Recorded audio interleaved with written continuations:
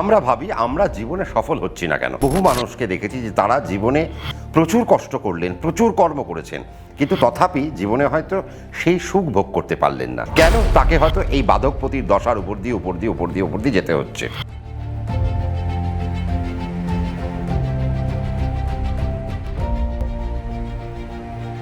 আজকে আপনি আপনার সন্তানকে নিয়ে উদ্ভ্রান্তের মতো ঘুরে বেড়াচ্ছেন যে আমার সন্তান কোন দিকে যাবে। আপনার সন্তানের জন্য আপনার যেমন চিন্তা, তো ন্যাচারালি আমার চিন্তা আরও বেশি। তার কারণ আপনারা যখন আমাদের মতো কারো কাছে আসেন, আমাদেরকে উত্তরটা দিতে হবে। এই চন্দ্র যখন আপনার অষ্টমে যাবে, তখন আপনার সম্পত্তি নিয়ে যদি কোনো গোন্দল থাকে বা সেই দিনকে যদি কোর্টে কোনো কেস থাকে, সেই কেসের রায় আপনার বিপরীতে চলে যাবে।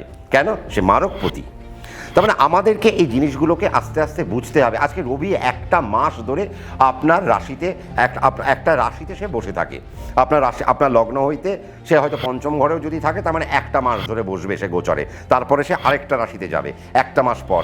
এইরকম করতে করতে 12টা মাস ধরে সে 12টা রাশি পরিবর্তন করে। তা আজকে আপনার যদি ধরে নেওয়া যাক, আপনার যদি কর্কট লগ্ন হয়, বা আজকে যদি আপনার কুম্ভ লগ্ন হয়, বা আজকে যদি আপনার মকর লগ্ন হয়, ধরে নেওয়া যাক আপনার কর্কট লগ্ন, তাহলে আপনার রবি কে হলো? আপনার মারকপতি, কারণ দ্বিতীয় পতি।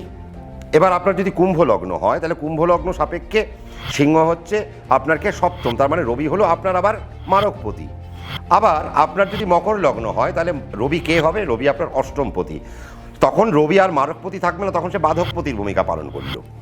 এবার আপনার ধরা গেল আপনার হয়তো মীন লগ্ন, তাহলে মীন লগ্ন সাপেক্ষে রবির সিংহ রাশি কী হচ্ছে? সিংহ রাশি হয়ে গেল আপনার ষষ্ঠ, তার মানে ষষ্ঠের মালিককে রবি, তার মানে রবি হয়ে গেলেন আপনার জন্য বাধকপতি। আবার আপনার ধরে নেওয়া যাক, তার মানে আমরা 6, 8, আবার যদি ধরে নেওয়া যাক আপনার যদি কন্যা লগ্ন, তাহলে কন্যা লগ্ন সাপেক্ষে সিংহ হয়ে গেল দ্বাদশ ভাব, তাহলে সে হয়ে গেল কি? আপনার আবারও বাধকপতি। তার মানে ভাবুন, আমাদেরকে এইভাবে জিনিসগুলোকে ভাবতে হয়। আজকে আপনারা বৃহস্পতিকে নিয়ে অত্যন্ত আনন্দ করেন, অত্যন্ত আনন্দ পান। কি ভালো বৃহস্পতি, কি ভালো বৃহস্পতি, দাদা বৃহস্পতির দশা আসছে, রাহুর দশা চলে যাচ্ছে, এবার তো মনে হয় জীবনে কিছু পাবো। দেখা গেল আপনার মিথুন লগ্ন, সেই সাপেক্ষে বৃহস্পতি আপনার সপ্তমপতি। দেখা গেল আপনার বৃশ্চিক লগ্ন, সেই সাপেক্ষে আপনার বৃহস্পতি হয়ে গেল কে? আপনার হয়তো দ্বিতীয়পতি। তার দশা যখন আপনার কানেক্ট করবে, আপনি রাহুর দশায় জানা ভোগ করলেন, তার থেকে আরও ম্যাসাকার অবস্থা হয়ে গেল বৃহস্পতির দশায়। কেন? সে তো মারকপতির ভূমিকা পালন করছে। এবার ধরে নেওয়া যাক আপনার হয়তো দেখা গেল আপনার হয়তো মকর লগ্ন সাপেক্ষে আপনার বৃহস্পতি হয়ে গেল দ্বাদশপতি। আপনার রাহুর দশা কেটে গেল, এবার বৃহস্পতির দশা আসলো, আর দ্বাদশপতির দশা যখনই কানেক্ট করলো, আপনি তো ভাবছিলেন যে আহা বৃহস্পতি তো মনে হয় এবার আমাকে দারুণ ফল দেবে, কিন্তু দেখা গেল বৃহস্পতিতে আপনি রাহুর থেকেও আরও বেশি গাড্ডায় পড়ে গেলেন। কেন? সে তো বাধকপতি। শোনেন, মারকপতি তাও না আপনাকে মেরে দেবে, আর বাধকপতি সে তো আপনাকে বাধা দিয়ে দিয়ে দিয়ে দিয়ে নিয়ে যাবে। দেখুন, আমরা মারকপতিকে বেশি ভয় পাই, কারণ মারকপতি কিছুক্ষণ মারবে চলে যাবে, কিন্তু বাধকপতি সে তো বেটা বাধা দিতে দিতে দিতে দিতে নিয়ে যাবে। আমাদের মারকপতি কজন? 2 আর 7। বাধকপতি কজন? 6, 8, 12, 3 জন। তার মানে ভাবুন তো, আজকে যদি আপনার মেষ লগ্ন হয়, আপনার ষষ্ঠপতি হয়ে গেল কন্যা, তাহলে ষষ্ঠ ভাব কন্যা, তাহলে কন্যা রাশির মালিক বুধ, তাহলে একটা বুধকে পেলেন যে নাকি আপনার বাধকপতি। আপনার মেষ লগ্ন সাপেক্ষে আপনার অষ্টমপতিকে, আপনার অষ্টম ঘরকে বৃশ্চিক, তাহলে বৃশ্চিকের মালিককে মঙ্গল, তাহলে আরেকটা বাধকপতি পেলেন, সেটা হচ্ছে মঙ্গল। মেষ লগ্ন সাপেক্ষে আপনার দ্বাদশ ভাবের কারকগ্রহ, বা দ্বাদশ ভাব হলো মীন রাশির কারকগ্রহ হলেন বৃহস্পতি, বা অধিপতি গ্রহ বৃহস্পতি। তার মানে আপনি সেই দ্বাদশপতিও আপনার হলেন বাধকপতি। আপনি ভাবুন, আপনার বুধকে আপনি পেলেন বাধকপতি, মঙ্গলকে আপনি বাধকপতি পেলেন, আপনি পেলেন বৃহস্পতিকে বাধকপতি। আপনি জীবনে মঙ্গলের দশা কাটালেন, ভাবলেন মঙ্গলের দশায় আপনার গেল অবস্থা, রাহুর দশা আরও গেল অবস্থা, এরপরে বৃহস্পতি আসবে। তার মানে মঙ্গল ছাড়লেন, রাহু ছাড়লেন, আবার বৃহস্পতি এসছে, দুটো বাধকপতি পড়ে গেলেন। শনির দশা পার করলেন, আবার বুধের দশা, আবার বাধকপতির দশা। তার মানে ভাবুন, বাধকপতির দশা যদি আপনি বেশি পান, তাহলে আপনি জীবনে উন্নতি করবেন না অবনতি করবেন?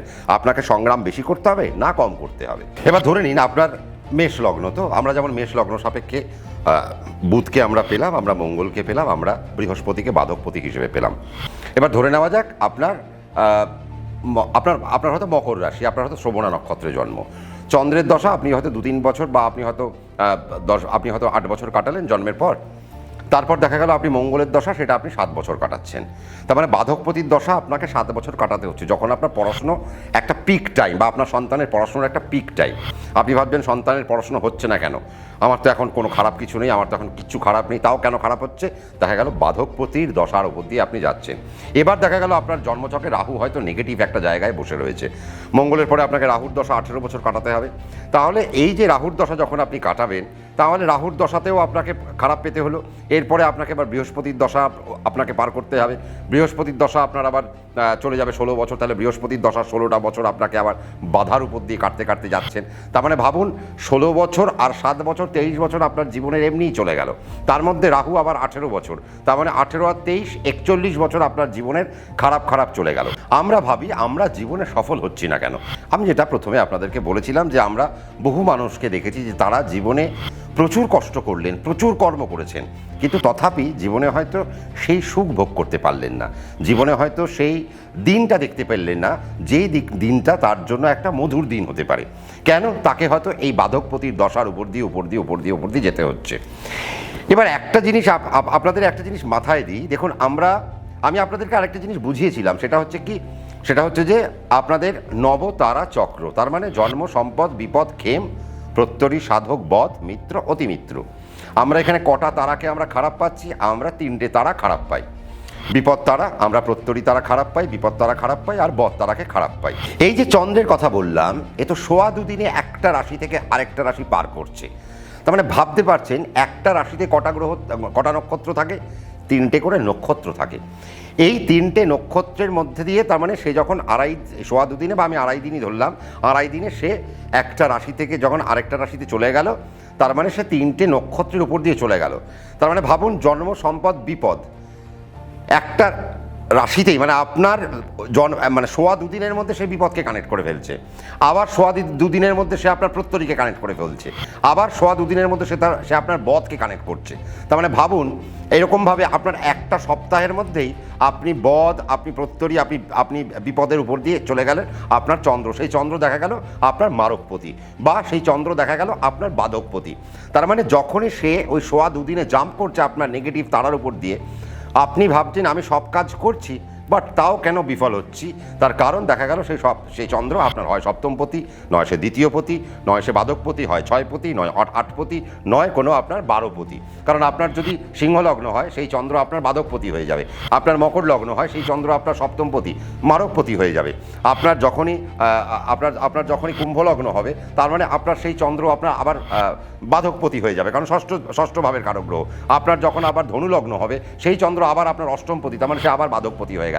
তার মানে বাধকপতি যখনই আপনার এই তারাগুলোর উপর দিয়ে যাচ্ছে, তখনই আপনাকে একটা বিপদের মধ্যে ফেলছে, আপনাকে একটা সংগ্রামের মধ্যে ফেলছে, আপনাকে একটা স্ট্রাগলের মধ্যে দিয়ে সে নিয়ে চলে যাচ্ছে। আপনি ভাবলেন যে সম্রাটদা বহু জ্যোতিষী দেখিয়ে নিলাম, কিন্তু আমার আলটিমেট কিছু হলো না, যেখানকার জল সেখানেই দাঁড়িয়ে রয়েছে। তার মানে এই জিনিসটা একটু মাথা দিয়ে ভাবুন। আজকে আপনার যদি কুম্ভলগ্ন হয়, কুম্ভলগ্ন সাপেক্ষে রবি আপনার মারকপতি, এই রবি আপনার একটা মাস ধরে মারকপতি, যে সে আপনার একটা মাস ধরে 3টে নক্ষত্র চেঞ্জ করবে। তার মানে জন্ম, সম্পদ, বিপদ চেঞ্জ করলো, তারপরে যদি আবার সে চেঞ্জ করে, সে জন্ম, সম্পদ, বিপদের পরে আবার ক্ষেম যাবে, তারপরে সে আবার প্রত্যরীতে চলে যাবে, তারপরে সে সাধকে চলে যাবে, আবার আরেকটা রাশিতে গিয়ে চলে গেল, সে হয়তো দেখা গেল সাধক থেকে সে আবার চলে গেল হয়তো বধে, তারপরে সে মিত্র যাচ্ছে, তারপরে সে অতিমিত্র যাচ্ছে, তারপরে সে জন্মে যাচ্ছে, তারপরে সে সম্পদে যাচ্ছে, আবার বিপদকে সে কানেক্ট করছে। তারপরে ভাবুন আমরা এই ছোট ছোট ট্রানজিট যারা নেয়, যেমন রবি, বুধ, শুক্র, মঙ্গল, তারপরে চন্দ্র, আমরা এদেরকে নিয়ে খুব একটা বেশি ভাবি না। কেন? আমরা ভাবছি যে শনি আমার রাশিতে দাঁড়িয়ে রয়েছে, 7.5 বছর ধরে দাঁড়িয়ে থাকবে, সে তো আমাকে ক্ষতি করে যাবে। দেখুন শনি যখন একটা রাশিতে বসে থাকে, সে 2.5 বছর ধরে, সে আপনার যদি বিপদের উপর দিয়েও যায়, সে অনেকক্ষণ ধরে দিয়ে যাবে। আপনার যদি সম্পদের উপর দিয়ে যায়, সে আপনাকে অনেকক্ষণ ধরে আপনাকে সম্পদশালী করবে। যেমন ধরে নেওয়া যাক আপনার মেষ লগ্ন সাপেক্ষে আপনার হয়তো রাশি মকর, কিন্তু দেখা গেল এই মকর রাশি সাপেক্ষে আপনার হয়তো মকর রাশিতে শনি বসে গেলেন, বা আপনার শনি যে কোনো একটা জায়গায় বসছে, কিন্তু মেষ লগ্ন সাপেক্ষে শনি আপনার কর্মপতি, দশমপতি, শনি আপনার একাদশপতি। আমাদের জন্মছকে আরও কটাগুলো জিনিস আছে। কি জিনিস আছে? যেমন একটা কোণ আমরা পাই, আমরা লগ্ন, আমরা একটা পঞ্চম পাই, আমরা একটা নবম পাই, এদেরকে আমরা কোণ বলি। কেমন? এবার আমরা যদি লগ্নকে ধরি তাহলে আবার 1, 4, 7 আর 10। 7 যেমন মারক, 7 কিন্তু তেমনই আবার কেন্দ্র। কেন? আমাদের আবার একটা কথা আছে, কেন্দ্র পণ ফর অপচয়। কেন্দ্রে কারা কারা থাকে? 1, 4, 7 আর 10। তার মানে আপনার লগ্ন যেটা, আপনার যে রাশিতে লগ্ন দেখা যাচ্ছে, তার মানে সেখান থেকে আপনাকে 1 ধরতে হবে। তার মানে সেই 1-এর যে মালিক তিনি হলেন কেন্দ্রপতি।